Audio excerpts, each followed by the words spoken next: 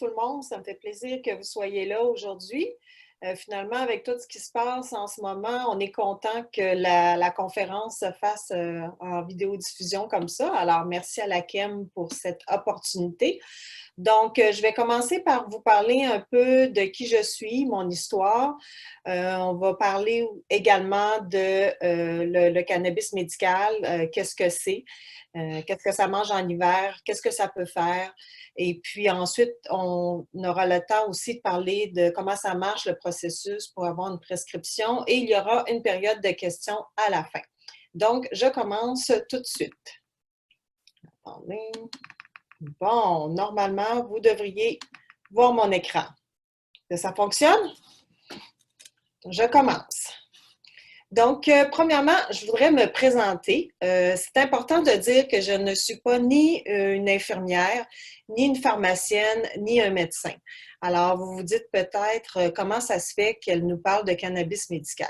Alors, je vous explique. Premièrement, mon historique, c'est que j'ai toujours été une cadre dans le secteur privé. Donc, j'étais une gestionnaire dans des grandes entreprises et il n'y a rien qui me prédestinait à m'intéresser un jour ou à devenir une adepte du cannabis médical.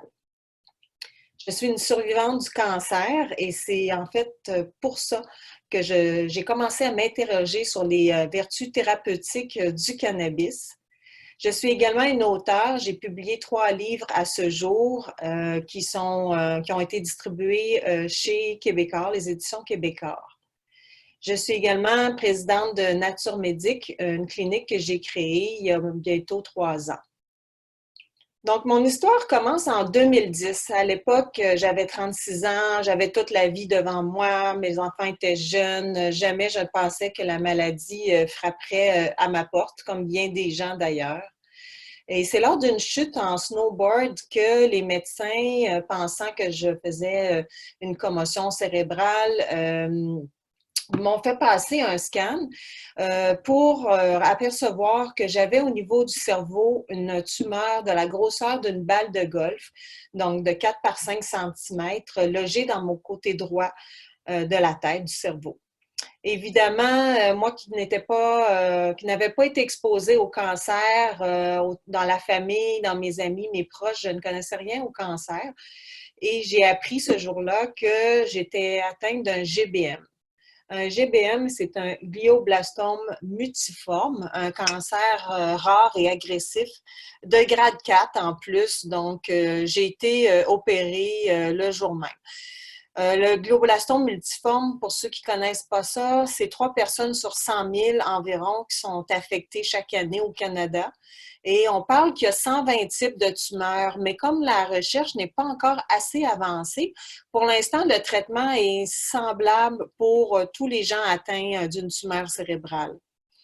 Donc, je ne sais pas qu'est-ce que vous pensez que l'espérance de vie est, mais les pronostics n'étaient pas très optimistes. Donc, au Canada, on parlait de 14 mois de survie et aux États-Unis, 36 mois de survie. Donc, on s'entend qu'à un jeune âge, recevoir un diagnostic comme ça change beaucoup les perspectives de la vie, évidemment. J'ai subi une opération qui a duré 8 heures et par laquelle j'ai été très chanceuse puisqu'ils ont été capables d'enlever la tumeur au complet. Et c'est ce qui fait d'ailleurs aujourd'hui que je suis devant vous et que je peux vous donner cette conférence, évidemment. Donc, j'ai eu des traitements de radiothérapie, 30 traitements de radiothérapie et 1 an de chimiothérapie également. Dans mon cas, une chance, la chimiothérapie pouvait se faire sous forme de pilule. Donc, je n'avais pas besoin d'aller à l'hôpital pour recevoir une dose par intraveineuse. Donc, je pouvais prendre la chimiothérapie à partir de la maison. C'est certain que le mélange de radiothérapie et chimiothérapie, ça entraîne beaucoup, beaucoup de pilules. Je me suis trouvée très, très confrontée au questionnement sur la médication traditionnelle parce que, comme vous le savez, on prend la pilule en chimiothérapie. Ensuite, ça nous donne des nausées. Alors, on prend une pilule pour gérer les nausées. Cette pilule-là nous constipe. Alors, ça prend une pilule pour la digestion. Donc, ainsi de suite, ainsi de suite. Je me suis retrouvée avec un beau cocktail de pilules. C'est questionnant. J'ai la bonne impression que la médication et les traitements étaient plus difficiles que la maladie. Véronique, on t'entend pas très bien. J'ai une petite note, juste pas, peut-être touche à ton micro. Ah, parfait. C'est tout, je te redonne la parole, excuse-moi. Merci. Donc, c'est ça. Je me suis trouvée très confrontée à prendre plusieurs médicaments et j'avais vraiment envie de trouver des options plus naturelles. À l'époque, le cannabis existait déjà parce que vous devez savoir que le cannabis médical, c'est légal depuis 20 ans déjà. Mais à l'époque, il était seulement prescrit aux soins palliatifs. Et donc, par chance, je n'ai pas eu besoin de me rendre aux soins palliatifs, mais je n'ai donc pas eu accès au cannabis à l'époque. Les gens m'ont donné toutes sortes de lectures sur le cancer, lectures qui ont au fait de me déprimer. Quand j'ai vécu cet épisode-là de ma vie, je me suis beaucoup inspirée des enfants. Je ne sais pas si vous avez remarqué, les enfants qui sont malades réagissent bien différemment de nous, les adultes.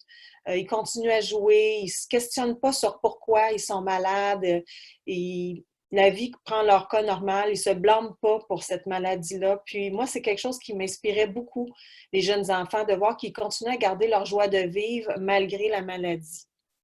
Ça m'a donné envie d'écrire un livre, moi aussi, et c'est comme ça que j'ai créé Plus fou que ça, tu meurs, les livres humoristiques sur le cancer que je venais de vivre. Donc, Plus fou que ça, tu meurs a été publié en 2010 en format régulier et en format de poche. Mais 5 ans plus tard, j'ai été encore une fois confrontée au cancer, cette fois-ci un cancer du sein. Mais comme on le sait, dans la vie, tout est relatif et le cancer en fait partie aussi. C'est certain qu'après avoir vécu ou survécu plutôt un glioblastome multiforme qui me donnait 2 ans à vivre, après ça, un diagnostic de cancer du sein pris très, très tôt, c'était beaucoup moins épeurant. Je connaissais c'était quoi la radiothérapie, la chimiothérapie. Le mot cancer faisait moins peur aussi. J'ai eu quand même 2 opérations et 21 traitements de radiothérapie, mais une chance, pas de chimio. Ça m'a amené à écrire un deuxième livre, donc la suite du premier, donc Les aventures de Jack et Joe. Je ne vous dis pas qui est Jack, qui est Joe, il faut lire le livre. Par contre, l'opération m'a laissée avec beaucoup de douleurs. J'avais de la misère à dormir, je faisais de l'anxiété, évidemment, un deuxième cancer. Et puis, j'étais vraiment déterminée cette fois-ci à ne pas prendre de médicaments pour ça, mais vraiment de trouver une alternative plus naturelle. Ça m'a pris 1 an pour trouver un vrai médecin qui prescrivait le cannabis médical. Pourquoi je vous dis un vrai médecin? Parce qu'il y a beaucoup, en fait, la majorité des cliniques de cannabis médical au Québec opèrent avec des médecins qui ne sont pas accrédités par le Collège des médecins du Québec. Ce sont des médecins en Ontario, au BC, qui parlent anglais, qui ne vous protègent pas encore d'erreurs médicales et dont les prescriptions se font en 5 minutes par Skype.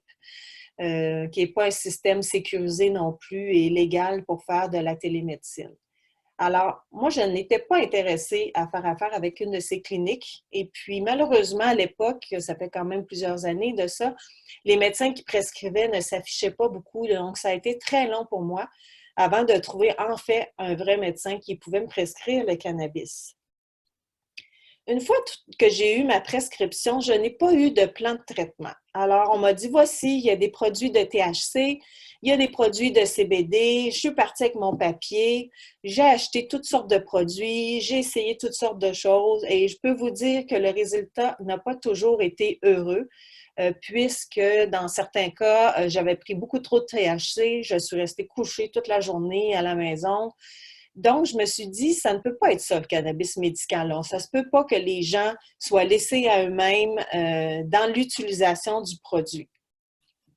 Donc, j'ai fait beaucoup d'essais et une fois que j'ai trouvé ce qui me convenait, je peux vous dire que ça a changé ma vie personnellement parce que depuis ce temps-là, je n'ai jamais retouché à un anti-inflammatoire, un anxiolytique, à une pilule pour l'insomnie ou même à du Tylenol. Donc, j'ai remplacé plusieurs produits par l'huile de cannabis. Donc, c'est sûr que ça vaut la peine de faire des démarches et de faire des essais pour trouver ce qui nous convient parce que les résultats sont là. J'ai continué ma quête et j'ai fait une formation au Colorado sur le cannabis médical. J'ai même suivi une formation en cuisine à Los Angeles parce que j'avais envie de connaître un peu plus les vertus du cannabis. Ça m'a amené il y a 2 ans à publier un livre en français qui est disponible au Québec et qui est un livre qui sert à démystifier le cannabis et son utilisation avec un chapitre sur la cuisine. Donc, j'ai créé Nature Médic il y a à peu près 2 ans, en 2018, en janvier 2018. Nature Médic, pour moi, c'est la clinique que j'aurais voulu avoir quand j'ai commencé à m'intéresser au cannabis médical. Donc, une clinique qui offrait des vrais médecins, de l'expertise et surtout de l'accompagnement. Donc, aujourd'hui, on a vraiment des médecins et des infirmières sur place, des médecins qui sont accrédités par le Collège des médecins du Québec. On a près de 1500 patients qui ont été suivis avec nous depuis janvier. La moyenne d'âge des patients est de 65 ans. On a des patients qui ont 95 ans, qui ont envie d'essayer le cannabis médical. Donc, il n'y a pas d'âge pour avoir envie d'essayer le cannabis pour justement essayer d'enlever certains médicaments qui ont plus d'effets secondaires. Les gens viennent de partout au Québec. En ce moment, notre siège social est à Magog et j'ai eu des gens qui venaient aussi loin de l'Abitibi et de Matane pour voir un de nos médecins parce qu'il y a très peu de cliniques encore au Québec.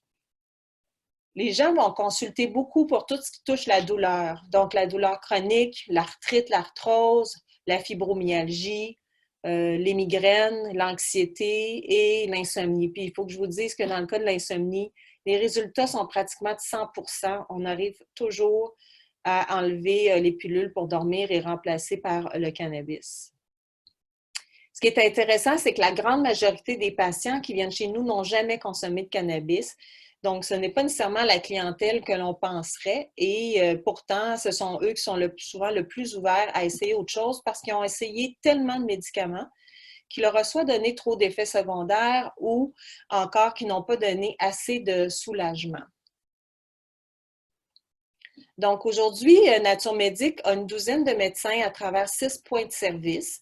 On a une équipe qualifiée d'infirmiers et d'infirmières. On est spécialisé en cannabis. On a donné plusieurs formations aux professionnels de la santé, les pharmaciens. On a participé à des événements en France où le cannabis médical commence là-bas et plusieurs conférences auprès de l'Union francophone des cannabinoïdes médicaux. Donc, on est assez connu dans le milieu médical et on a une bonne réputation. Le coût du traitement, si vous vous posez la question, le forfait annuel chez Nature Médic est de 265 $ pour 1 an. Sachez qu'en cannabis médical, autant les frais cliniques que vos achats de produits seront déductibles d'impôts à la fin de l'année.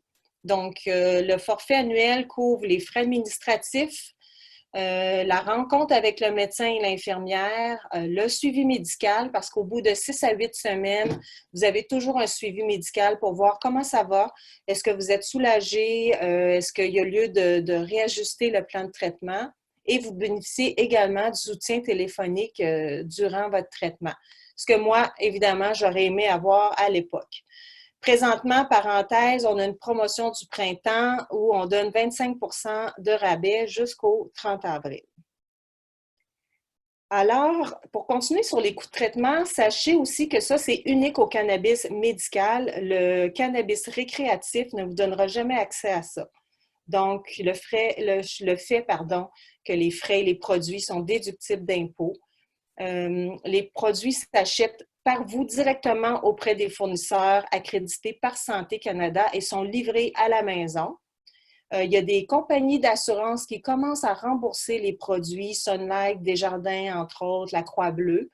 Il existe également pour les gens qui ont un faible revenu, on parle de 30-35 000 ou moins par année, les fournisseurs de Santé Canada offrent des programmes compassion qui peuvent offrir jusqu'à 20% de rabais sur les produits. Pour les vétérans, sachez que c'est gratuit parce que le gouvernement paye pour le traitement au cannabis médical pour le syndrome, les chocs post-traumatiques et l'anxiété. Il existe également des rabais pour les 65 ans et plus. Donc, tout ça combiné fait que le traitement devient plus accessible.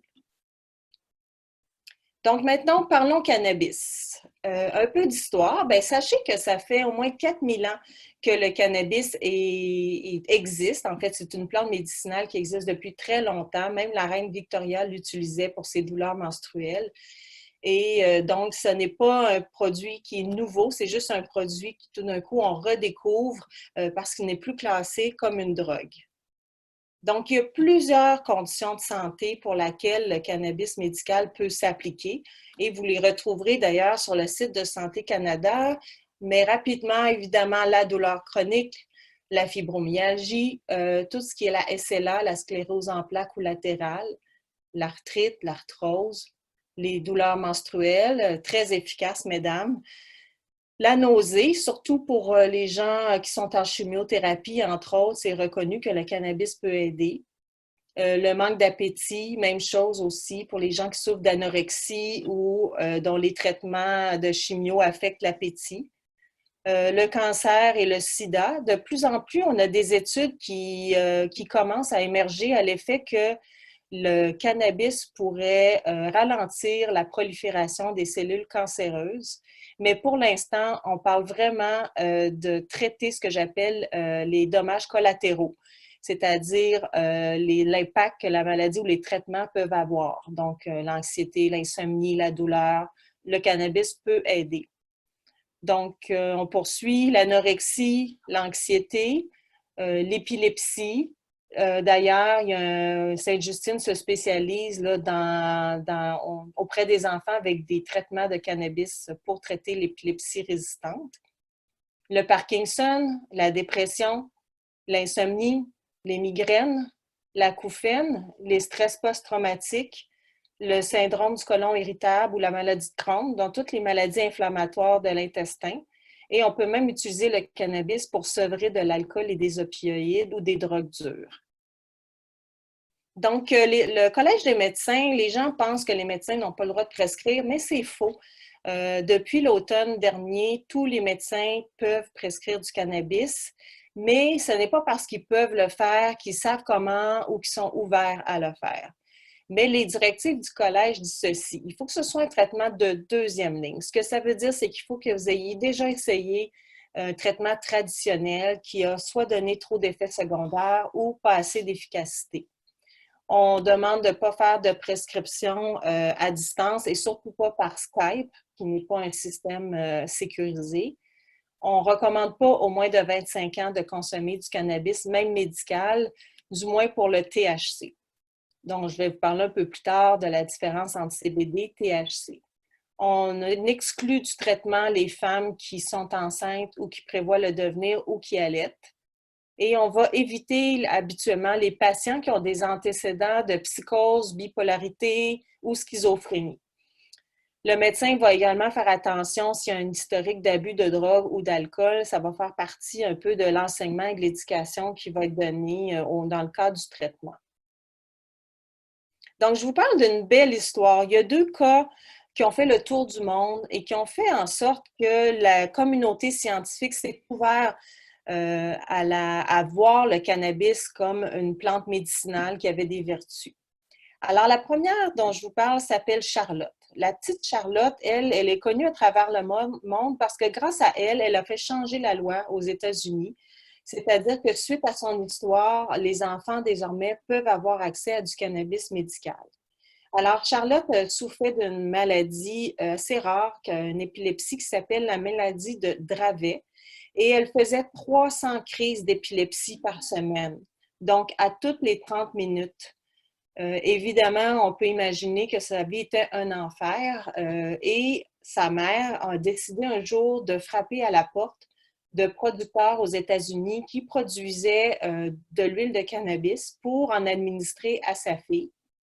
Et les résultats ont été spectaculaires. Donc, la petite est passée de 300 crises par semaine à 0 crise par semaine. Et si ça vous intéresse, il y a des documentaires disponibles sur Internet que vous pouvez aller visionner avec des vidéos et des entrevues. Alors, suite à ça, c'est sûr que les médecins se sont beaucoup intéressés tout d'un coup à l'effet que le cannabis pouvait avoir pour l'épilepsie chez les enfants. Une autre histoire qui a fait bouger la communauté scientifique, c'est celle du petit Landon Riddle. Landon, c'est un jeune patient de 2 ans qui souffrait d'une leucémie. Imaginez-vous, 2 ans, leucémie, et les médecins lui ont administré de la chimiothérapie. On s'entend que le petit, son corps était beaucoup trop vulnérable pour recevoir un traitement aussi agressif. Alors, sa mère raconte qu'il vomissait 25 fois par jour, il maigrissait à vue d'œil, elle avait peur que, évidemment, que ce ne soit pas la maladie qui l'emporte, mais le traitement.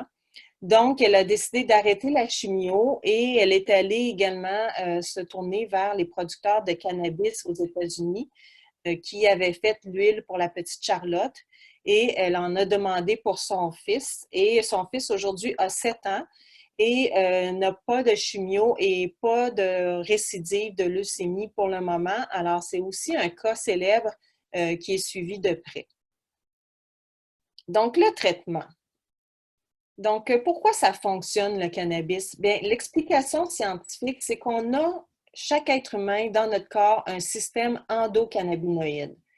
Et on a sur le corps et dans la tête, sur la peau même, des récepteurs. Ce que ça veut dire, c'est que c'est comme si le corps humain est fait pour recevoir la plante de cannabis. Alors, c'est comme si on avait plein de petites serrures sur le corps, dans la tête, et que le cannabis agit comme une clé qui vient se greffer à nos récepteurs et pour régulariser, dans le fond, le système endocannabinoïde parce que c'est lui qui assure un équilibre du corps et la plupart des maladies proviennent d'un déséquilibre du système endocannabinoïde, d'où l'efficacité du traitement et de la plante sur nos différentes pathologies. Vous avez beaucoup entendu parler du CBD récemment. Évidemment, c'est une molécule très, très intéressante parce que c'est la molécule qui ne donne pas d'effet euphorisant. Alors, évidemment, elle est très peu utilisée en récréatif. Elle est vraiment plus utilisée pour un usage médical.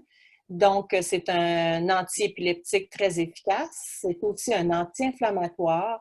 Il sert d'analgésique, un anxiolytique également pour réduire l'anxiété. Il peut aider à la spasticité et c'est aussi un antipsychotique. Donc, c'est une molécule très, très, très intéressante. Le THC, ça me fait toujours rire parce que souvent, les patients qui viennent chez nous sont très nerveux. Ils nous disent toujours, bon, moi, je ne veux pas prendre de THC, là, je ne veux pas être buzzé. Puis, c'est normal, on comprend ça parce que la plupart des gens qui ont essayé le THC par le passé ont eu des mauvaises expériences, probablement parce que c'était acheté au marché noir, donc c'était mélangé avec d'autres choses. Les gens n'avaient aucune idée de ce qu'ils consommaient, la concentration, la quantité. Mais la réalité, c'est que le THC, bien dosé, est très efficace pour plein de choses. C'est une belle molécule. Donc, c'est sûr qu'elle est un peu plus complexe, d'où l'importance de trouver le bon dosage. Parce qu'à petite dose, elle peut donner de l'énergie, mais à grande dose, on va l'utiliser pour contrer l'insomnie. À petite dose, elle va calmer l'anxiété, mais si vous prenez une trop grande dose, je m'excuse, j'ai une faute d'orthographe, elle peut provoquer de l'anxiété. Donc, d'où l'importance de bien savoir l'utiliser. La combinaison est souvent souhaitable des deux, CBD, THC, parce que le THC est quand même un antidouleur extrêmement efficace. Et souvent, on va l'utiliser le soir. Donc, les gens chez nous, les patients, vont consommer le THC le soir avant d'aller au lit. Ça va les aider pour la douleur, pour le sommeil. Et le lendemain, quand ils se réveillent, ils sont frais et dispos. Donc, le THC pourrait causer chez certaines personnes de la somnolence, de la nausée si les doses sont trop fortes, peut augmenter l'appétit. Parfois, les patients vont se plaindre d'avoir soif ou d'avoir les yeux secs, mais je vous dirais qu'en général, il n'y a pas beaucoup d'effets secondaires rapportés par nos patients à ce jour, probablement parce qu'on travaille avec des petites doses. Il n'y a pas d'effet secondaire connu pour le CBD en ce moment. Ça ne veut pas dire qu'il n'y en a pas, c'est juste qu'ils ne sont pas encore répertoriés. Une chose intéressante, souvent les gens ont peur de devenir accros au cannabis, ils ont peur de développer une dépendance, mais la réalité, c'est que non, le risque d'accoutumance est très faible, pardon. Et les gens, une fois que le métabolisme a éliminé les cannabinoïdes, donc il y a pas il ne reste rien au niveau du corps. Donc, il n'y a pas de sevrage à faire non plus si on utilise du cannabis. On peut l'utiliser tous les jours pendant un mois, cesser subitement, il n'y aura pas de sevrage à faire. Alors, c'est vraiment différent des médicaments que l'on connaît. Donc, aussi, on se fait dire que les gens ont peur de faire une surdose de cannabis. La réalité, c'est qu'on ne peut pas mourir d'une surdose de cannabis. Il faudrait consommer 42 kilos en 15 minutes. C'est littéralement impossible.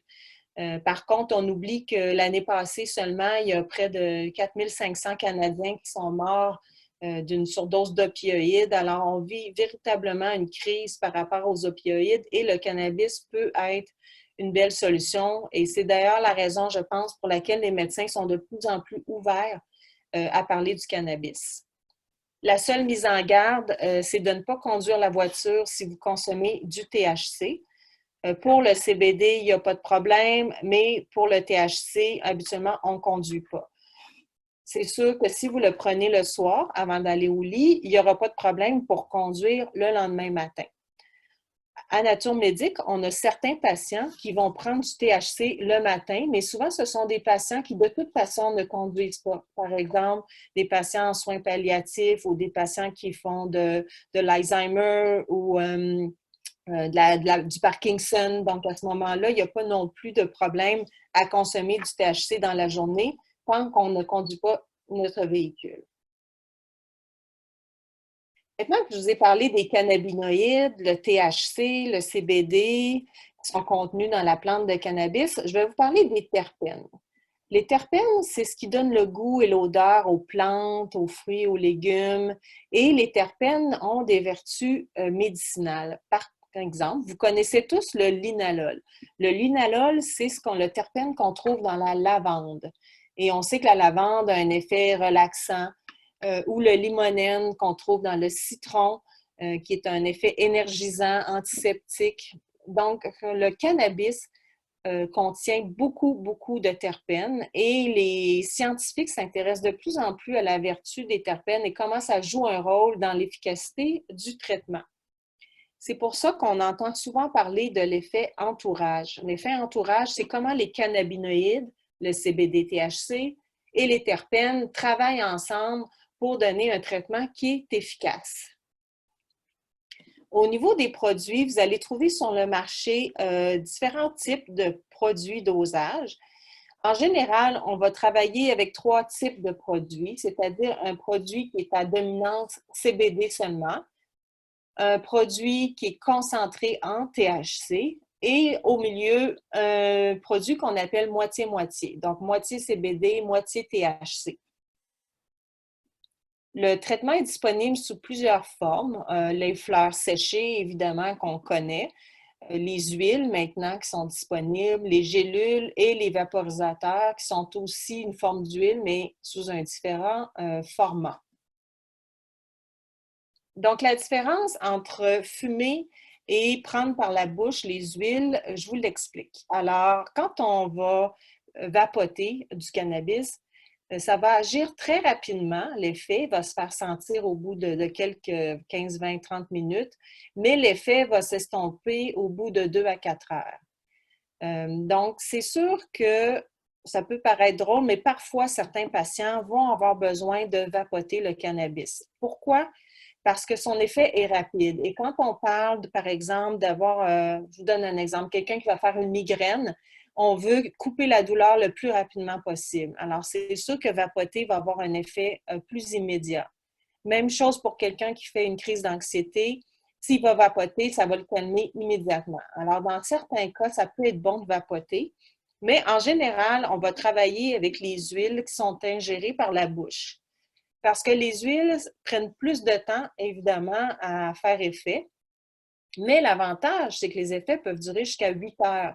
Donc, c'est sûr que quand on parle de douleurs chroniques, d'insomnie on va travailler avec les huiles, c'est beaucoup plus intéressant. C'est beaucoup plus facile à doser également. Évidemment, c'est moins nocif. Et ce qui est intéressant, c'est que les huiles, on peut les prendre par la bouche, mais on peut aussi les appliquer sur la peau. Alors, je vous dis qu'à la clinique, on a vu des cas incroyables de zona, d'eczéma, traités comme ça avec l'huile de cannabis, de CBD entre autres. On parle même que ça peut être bon pour les coupures, les brûlures, les piqûres d'insectes. Donc, c'est fini le temps où le cannabis se poussait dans les champs. Maintenant, le cannabis médical, c'est une production qui est contrôlée, encadrée par Santé Canada. Ça se fait en laboratoire. Une production qui est très, très, très rigoureuse au niveau des normes. Donc, quand vous achetez un produit de cannabis médical, vous êtes garanti que la qualité, la concentration, elle est fiable. J'aime bien comparer le cannabis au vin parce qu'il y a autant de souches de cannabis que de cépages dans le vin. Alors, vous savez, des fois, on va avoir 2 bouteilles de rouge, de vin rouge, puis il y en a une qu'on préfère plus qu'une autre. La raison, souvent, c'est que ce n'est pas le même cépage. Alors, ça va être la même chose pour le cannabis. C'est-à-dire que vous pouvez avoir 2 bouteilles de CBD, d'huile de CBD, la même concentration, mais il y en a une qui va vous donner plus d'efficacité que l'autre. La raison, c'est que ce n'est pas les mêmes souches de cannabis. Alors, je dis toujours aux patients, ça vaut la peine d'essayer plusieurs produits pour trouver ce qui fonctionne le mieux pour nous. Le dosage, c'est toujours la grande question que les gens ont. Combien je devrais prendre? Alors, évidemment, ça dépend de la condition de santé, de un, mais aussi du métabolisme. Alors, ce n'est pas parce qu'on est une femme qui est frêle qu'on va avoir besoin de moins de cannabis qu'un homme qui a une grande carrure. Alors, c'est vraiment pas une question d'âge, de sexe, c'est vraiment une question de métabolisme et les professionnels de la santé peuvent vous aider là-dedans. Donc, on dit toujours qu'on commence tranquillement et graduellement. On va commencer avec des petites doses. On va augmenter progressivement jusqu'à temps qu'on obtient notre soulagement ou les effets désirés. Et puis, l'idée, évidemment, c'est de trouver la plus petite dose qui nous soulage pour que ça coûte le moins cher possible, évidemment. Et selon le type de condition, que ce soit de l'anxiété ou la douleur chronique, le dosage, la fréquence et la quantité peuvent varier selon la condition. Le cannabis, je trouve, offre plusieurs avantages. C'est un traitement qui est sécuritaire parce qu'il n'y a pas de sevrage à faire. Il n'y a pas de risque de mortalité non plus. Il y a très peu d'effets indésirables qui sont rapportés. Donc, c'est un traitement qui aussi peut être combiné avec d'autres médicaments traditionnels. C'est un traitement qui est très flexible. Donc, vous pouvez en consommer juste au besoin et modifier le dosage. Par exemple, on sait que des fois, les gens qui souffrent de douleurs chroniques, la météo va jouer sur la douleur. Donc, c'est possible qu'une journée, vous ayez plus de souffrance. Il est possible d'augmenter votre cannabis et le diminuer le lendemain. Donc, il n'y a pas de problème. Ce n'est pas comme une pilule qu'on prend en soupant à 5 heures le soir avec la nourriture. Donc, le cannabis est beaucoup plus flexible que ça. On peut le combiner, comme je vous disais, avec des traitements traditionnels. De plus en plus, on voit des études à l'effet que les médicaments combinés au cannabis doublent l'efficacité. Et c'est quelque chose qu'on fait aussi quand les patients viennent chez nous et veulent sevrer certains médicaments. On va commencer à introduire le cannabis avant de diminuer les opioïdes. Comme mentionné, on peut utiliser l'huile topiquement et on peut combiner les modes de consommation. Par exemple, souvent les gens qui font de l'anxiété vont prendre un petit peu d'huile à tous les jours et s'ils sentent qu'une crise survient, ils peuvent vapoter pour calmer la crise. Donc, dans ce qu'on observe avec les 1500 patients qu'on a suivis à ce jour, c'est qu'on a un taux de succès d'environ 80 %. Alors, c'est très élevé parce que pour les médicaments, on parle d'environ 30 %. Donc, c'est sûr que ce n'est pas tout le monde. Ce n'est pas un produit miracle, ça ne soigne pas tout.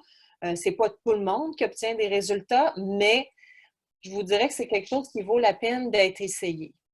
On suggère aussi d'essayer plusieurs produits, même de combiner. Et ce qu'on constate, c'est que le dosage varie d'un patient à l'autre. Alors, il faut vraiment Chez Naturmédic, on va vous donner un guide de départ, un plan de traitement, mais ensuite, il faut un peu expérimenter pour voir qu'est-ce qui fonctionne le mieux pour nous. Et quatrième chose, on se rend compte que c'est important que les patients aient du soutien durant le traitement. Souvent, il y a des questions qui se posent, soit quand ils reçoivent les produits ou pendant le traitement eux-mêmes. Donc, c'est important d'avoir du soutien. Pour les gens qui sont moins autonomes, on demande toujours aussi que le patient se présente avec un aidant naturel, un fils, une fille ou un ami qui peut s'occuper de chapeauter le traitement. Donc, je vous parle aussi de la différence entre le médical et récréatif parce que les gens sont très confus. C'est important de savoir que le cannabis médical au Canada est légal depuis 20 ans déjà. Alors, c'est un système qui est bien organisé, mais peu connu. Ce qu'on voit à la SQDC, c'est le cannabis récréatif, à usage récréatif. Alors, c'est vendu, comme vous savez, par la filiale de la SAQ qui s'appelle la SQDC. C'est un endroit où on a surtout des produits de THC, surtout des produits pour fumer, des fleurs séchées. On n'a pas besoin de prescription et on n'a pas le droit de faire pousser quand c'est pour un usage récréatif. Et on peut posséder maximum 30 grammes sur soi. Souvent, les produits là-bas sont moins concentrés et de qualité moindre. Au niveau du cannabis médical, on peut acheter chez des grandes chaînes de pharmacie ou directement chez les producteurs de Santé Canada. Ça prend une prescription. On peut avoir une prescription pour faire pousser à la maison quand on parle d'une condition médicale. On peut posséder jusqu'à 150 grammes de cannabis sur soi. Et il y a plus de produits et c'est des produits d'une qualité pharmaceutique. Les produits sont habituellement plus concentrés aussi. Et tel que mentionné, c'est déductible d'impôts et vous obtenez aussi du soutien par des professionnels de la santé. Donc, pour l'obtention d'une prescription, ce que souvent les gens nous demandent, est-ce que mon médecin doit être au courant? Parce qu'on le sait, il y a certains médecins, malheureusement, qui sont encore fermés au cannabis aujourd'hui. Alors, la réponse, c'est non. Vous n'avez pas besoin d'avoir une référence de votre médecin pour obtenir une prescription de cannabis, quoique c'est recommandé d'aviser votre médecin que vous faites cette démarche-là. Ce que ça prend surtout, c'est la liste de vos médicaments, parce que la liste des médicaments nous permet de voir qu'est-ce que vous prenez actuellement, est-ce qu'il y a des médicaments que vous voulez sevrer et elle va également confirmer les diagnostics ou les maladies, les diagnostics des pathologies dont vous êtes atteint. Donc, on va faire une ouverture de dossier, une prise de rendez-vous. Lors de la rencontre, chez Naturmédic, ça varie d'une clinique à l'autre. Chez Naturmédic, on parle d'un rendez-vous qui dure 1 heure au moins parce que l'infirmière va faire tout le volet éducation, va faire le plan de traitement, on va procéder à l'inscription chez les producteurs de Santé Canada pour que vous puissiez ensuite commander vos produits et on vous demande aussi d'être disponible pour un suivi, le suivi médical qui se fait généralement par téléphone. Donc, j'ai dit beaucoup de choses. J'aimerais avoir le temps de répondre à vos questions. Donc, la parole est à vous. Oui, alors, on avait une question qui demandait si, à la longue, les effets bénéfiques pouvaient disparaître. Puis, on ne parle pas du temps mettons, le 8 heures que ça dure, mais si, comme des fois, il y a des médicaments, ça arrive, à force de les prendre, bon, on sent moins les effets bénéfiques. Exact. Alors, oui, ça peut arriver. Dans ce temps-là, il y a 2 choses qui sont faites. Souvent, on voit ça par les gens qui prennent juste du CBD trop longtemps. À un moment donné, l'efficacité peut diminuer un petit peu. Donc, il y a 2 choses. Soit on va ajouter un peu de THC au traitement, ou sinon, on va faire un arrêt on appelle ça un reset en bon français, excusez-moi, de 2-3 jours où on va arrêter le cannabis pour ensuite recommencer quelques jours plus tard. On avait une autre question aussi au sujet des voyages. Comme on a des membres qui prennent beaucoup de médication, des fois voyager avec du cannabis, ça peut être un peu plus compliqué. Alors, qu'est-ce que vous recommanderiez pour ceux qui souhaiteraient embarquer sur un programme de cannabis, mais qui souhaiteraient continuer de voyager? Bien, au Canada, il n'y a pas de problème. On peut voyager avec son cannabis, mais on ne peut pas sortir du Canada en ce moment avec du cannabis. parce que ce n'est pas légalisé nécessairement dans les autres pays. Donc, pour l'instant, ce n'est pas possible. La situation peut changer dans les prochains mois parce qu'on sait que de plus en plus de pays, notamment aux États-Unis, commencent à légaliser. Avec la carte médicale, il sera peut-être possible de le faire, mais pour l'instant, la consigne, c'est de ne pas voyager en dehors du Canada avec le cannabis. Souvent, les gens chez nous vont retourner sur, par exemple, des gens qui sont qui partent une semaine dans le sud ou en Floride, vont retourner sur des médicaments traditionnels le temps du voyage, puis revenir ensuite au cannabis. Ce qui est intéressant avec le cannabis, par contre, c'est qu'une fois que vous revenez de voyage, vous n'êtes pas obligé de recommencer ce qu'on appelle le titrage. Ça veut dire de recommencer. Vous pouvez revenir aux doses que vous preniez avant de partir en voyage. On avait une question au niveau budgétaire. Je ne sais pas à quel point vous allez être capable de répondre précisément, mais on demandait quel est le coût régulier mensuel en huile de cannabis pour une condition de douleur chronique. Ça doit dépendre, mais est-ce que... oui, bien, j'ai quand même une moyenne parce qu'on se fait beaucoup poser la question. Donc, en général, ce qu'on remarque chez nos patients, j'ai fait sortir la moyenne annuelle des achats. La réponse précise, c'est 134 $ par mois. Donc, c'est ça la moyenne des achats de nos patients. Donc, ça donne une idée. Évidemment, il y en a que c'est plus, il y en a que c'est moins. Ceux qui l'utilisent juste au besoin, évidemment, vont faire plusieurs mois avec leur bouteille. Ceux qui l'utilisent 2 fois par jour, évidemment, ça va aller un peu plus vite. Merci. Est-ce qu'on connaît des interactions ou est-ce que vous connaissez des interactions avec d'autres médicaments et la personne posait la question, c'est plus précisément avec des anticoagulants? Oui, il peut avoir des contre-indications. Les anticoagulants, je vous avoue, je n'ai pas la réponse exacte, fait que je ne voudrais pas m'avancer, donner de mauvaises informations. Je sais par exemple qu'avec le Coumadin, comme le cannabis peut faire fluctuer la pression, ce n'est pas une contre-indication, c'est juste que ça va demander un suivi un peu plus serré de la pression. Même chose pour la plupart des médicaments. En fait, c'est important, il y a 2 choses. Il n'y a pas de contre-indication à utiliser du cannabis avec des médicaments, mais il peut y avoir une interaction. Par exemple, les gens qui prennent déjà un médicament qui fait dormir ou qui a un effet qui peut créer de la somnolence, pardon, bien, c'est sûr qu'on va prendre ça en compte dans le traitement parce que si en plus il prend du THC, bien là, ça pourrait que ce soit un peu trop, qu'il se sente un peu trop fatigué. Mais donc, oui, interaction, mais non, aucune contre-indication. On avait aussi une question qui était à savoir si vous aviez déjà traité des personnes qui étaient atteintes de l'encéphalomyélite myalgique, puis c'était pour quels symptômes, qu'est-ce qui avait été traité, est-ce que les symptômes avaient été réduits et est-ce qu'il y avait plus d'énergie? Oui, on en a eu, surtout, ben aussi, c'était un cas on n'en a pas eu beaucoup, mais on en a eu. Ben, il y a 2 choses. Ou bien les gens avaient une mauvaise qualité de sommeil. Alors ça, comme je vous dis, c'est quelque chose qui est assez facile à régler. Sinon, pour l'énergie, en fait, c'est des cas aussi où on a eu où les gens souffraient en même temps un peu de dépression. Donc, on a travaillé effectivement avec le THC à petite dose et il y a eu certaines améliorations. Je vous dirais, je n'ai pas de taux de succès spécifique pour cette condition-là particulière, mais comme je le mentionnais tout à l'heure, on voit que dans l'ensemble des pathologies, le taux de succès frôle autour de 80%. Pour être tout à fait honnête, il y a 2 conditions de santé que moi et mon équipe, on a remarqué pour lesquelles on a moins de bons résultats. C'est entre autres l'acouphène et le glaucome. Ça, je vous dirais que pour l'instant, on a des résultats mitigés.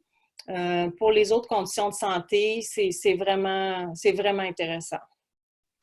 Est-ce que vous réussissez à vraiment améliorer la qualité du sommeil, le sommeil réparateur, le sommeil profond, qui est un des gros problèmes de nos membres? Est-ce que c'est quelque chose que vous réussissez à travailler? Oui.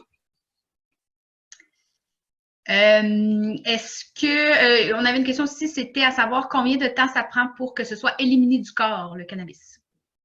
En général, comme on mentionnait, selon le métabolisme, ça peut prendre 6, 8, 10 heures là, selon votre métabolisme.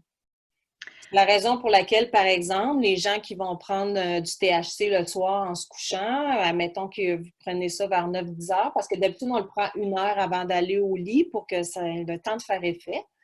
Donc, généralement, si vous levez à 7-8 heures le matin, là, il n'y a plus d'effet, là, c'est certain. Là. Puis, est-ce qu'il y a, pour les gens qui souffrent d'asthme, quel impact que ça peut avoir sur les poumons?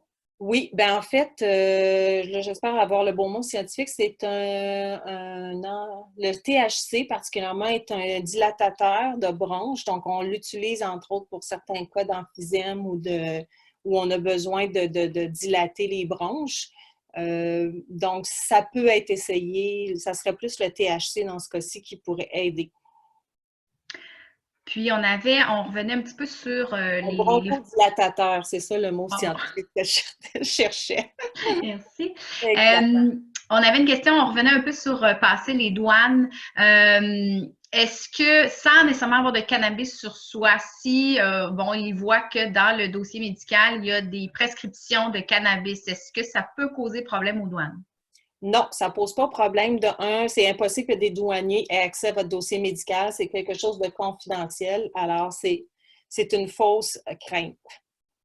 Est-ce que, c'est une autre question à part, est-ce que ça peut aider à sevrer certaines médications, l'utilisation du cannabis? Tout à fait. On a beaucoup de succès avec les médicaments autour de la douleur ou l'anxiété. Je ne sais pas, comme le Cymbalta, c'est quelque chose qu'on sevre régulièrement. J'ai l'impression que tous les patients sont sur le Cymbalta. Donc, oui, tout à fait. Puis c'est vraiment le but quand les gens viennent chez nous, donc d'essayer justement de diminuer un peu les médicaments traditionnels, de un, parce qu'il y a des effets secondaires, de deux aussi, parce que ça peut être dur pour le foie. Je me souviens, l'autre fois, on était vraiment outrés parce qu'il y a un monsieur qui est venu chez nous et on s'est rendu compte que ça faisait 20 ans qu'il était sur la morphine, tu sais.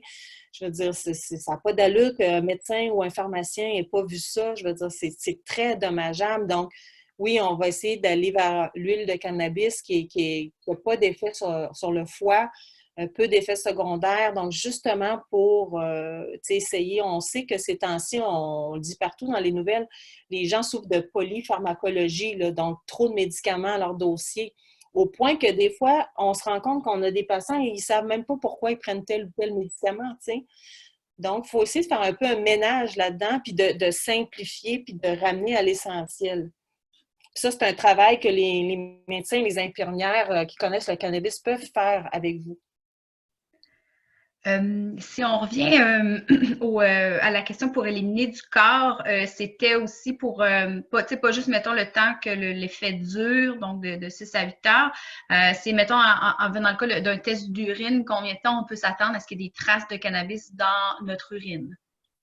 C'est une bonne question. Ça peut être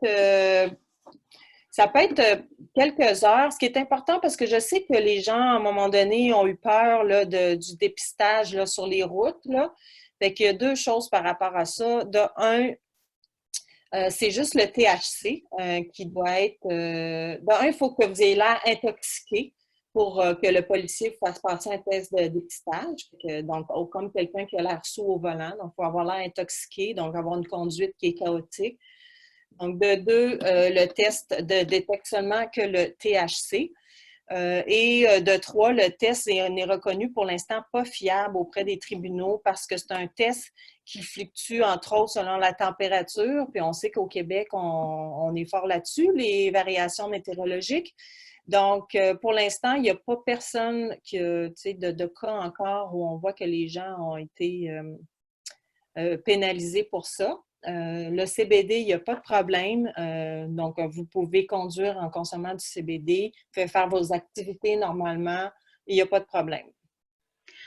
On avait aussi une question qui était au sujet du goût et de l'odeur de l'huile. On en a Oui. quelques membres qui l'ont essayé et c'est difficile. Est-ce que vous avez des trucs pour éliminer ce goût et cette odeur épouvantable? Oui, très bonne question. Ben, dans mon livre, j'ai un chapitre sur la cuisine, si les gens s'intéressent à ça, là, où on peut faire sa propre huile et l'intégrer dans des aliments aussi. Et j'ai une méthode aussi que j'enseigne pour diminuer justement le goût et l'odeur. Pour ceux qui ne veulent pas se lancer en cuisine, tout simplement le mélanger avec de la nourriture. Moi, des fois, je vais mettre ça dans un smoothie, je vais mettre ça dans mon café, dans un yogourt, donc il n'y a pas de problème. Vous pouvez l'intégrer à la nourriture, puis vous allez avoir les mêmes effets. Si on revient au sevrage, est-ce que vous avez de l'expérience avec le sevrage du Lyrica? Oui, ben pas moi personnellement, mais mon équipe médicale, oui. Une question au sujet des consultations. Dans une des diapos, vous mentionnez qu'il y avait des consultations qui pouvaient se faire à distance. Comment est-ce qu'on procède pour avoir une consultation à distance? Ah ben, c'est seulement lors de la prise du rendez-vous que vous pouvez le demander. On a un médecin francophone qui est autorisé à le faire. Ça se fait par un système sécurisé de TELUS Santé, la consultation. Notre médecin est francophone et surtout qu'en ce moment, justement, le Collège des médecins demande aux médecins de favoriser la télémédecine. Donc, pour éviter, comme vous savez, les déplacements. Donc, effectivement, j'ai l'impression que c'est un service pour lequel il va y avoir beaucoup de demandes dans les prochaines semaines. Donc, tout simplement le mentionner. Sinon, nous avons des points de service aussi à Saint-Sauveur, dans les Laurentides, à Montréal, à Granby, dans Roxton Pond, pour être plus précis, à Magog, évidemment, et nous avons un médecin collaborateur aussi à Amqui, dans le bas du fleuve. Super. Est-ce que il y a certains patients atteints d'encéphalomyélite myalgique qui souffrent également de sensibilité chimique multiple? Est-ce qu'il y a des produits sans aromatisation artificielle? Vous parlez de terpènes, limonène. Est-ce qu'il y en a qui sont disponibles et est-ce qu'il y a eu des réactions négatives pour les patients qui ont ce type de sensibilité chimique-là? Non, ben, il y a plusieurs choses dans votre question. Fait que de un, le cannabis est naturel, hein? Il n'y a pas rien d'ajouté. C'est purement une extraction de la plante naturelle. Même les aromatisations, là. C'est pas des aromatisations, c'est les terpènes font partie de la OK, plante. Donc, parfait. c'est naturel. Comme la lavande contient du linalol, donc c'est pas ajouté, ça fait partie de la plante. Alors, tout est naturel, première chose. Deuxième chose qu'on a vu, c'est que certains patients qui sont très, très sensibles à la médication, parfois vont avoir des fortes réactions au THC. Alors, il faut faire attention des fois avec la molécule du THC. Ceci dit, ce n'est pas obligatoire de consommer du THC. J'ai beaucoup de patients qui sont uniquement sur le CBD, donc il n'y a pas de problème. J'ai vu 2 cas d'allergie à date. Un cas où la dame, on ne le savait pas, était allergique aux huiles. Donc, l'huile dans laquelle la fleur avait été infusée. Donc, ça, évidemment, ce n'est pas tant le cannabis, c'était l'huile qui était utilisée. Ça, c'est le seul cas qu'on a eu. Puis sinon, une dame qui était très allergique, je m'excuse, je ne me souviens pas c'était quoi son allergène, mais on s'est rendu compte que dans la souche de cannabis qu'elle utilisait, il y avait cet élément allergène-là. Donc, quelqu'un qui est très sensible à certaines réactions allergiques, à ce moment-là, lorsque vous commandez avec l'infirmière, important de le mentionner pour qu'on puisse vraiment aller voir la composition de la souche, puis vous guider vers les bonnes souches. Merci. On avait une question au sujet d'un problème de peau, l'eczéma. Est-ce que pour l'application locale de l'huile, justement pour l'eczéma, est-ce que vous avez vu des améliorations? Énorme. J'avais justement une infirmière dans notre équipe qui souffrait d'eczéma.